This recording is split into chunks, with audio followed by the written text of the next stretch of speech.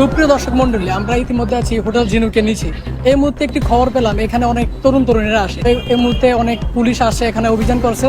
তো আমরা এখন দেখি মূলত কি পাওয়া যায় হোটেল থেকে। আর ইতিমধ্যে আপনারা আমাদের সাথেই থাকুন, কেউ ভিডিও স্কিপ করবেন না, পুরো ভিডিও সম্পূর্ণ ভিডিও দেখবেন, অনুরোধ রইল।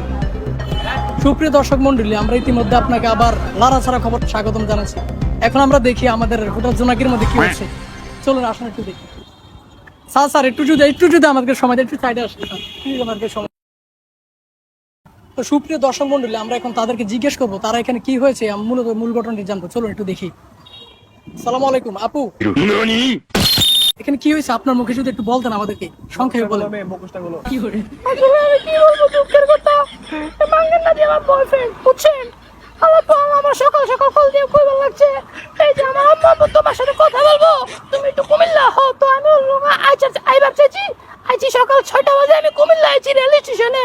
তো আমার কল দিয়ে কইতাছে এই হোটেল ঝিনুক নাকি ওর বাড়ি। তো আমি ওর সাথে হোটেল ঝিনুকে ওর সাথে ঢুকছি। ঢুকার পথেই মনে করেন সব চোখে মুখে সব আন্দাজ দেখছি। ও আমারে খালি করে দিল। আমার আর কিছু মনে নাই। আপনারা ওরে বান্ধে ফিডেন, আমার জায়গা দেন। দেখুন দর্শক, লারা ছাড়া নিউজের মধ্যে আর একটু লারা খাবে এখন। ভাই আপনার মুখ থেকে যদি একটু আজ আমি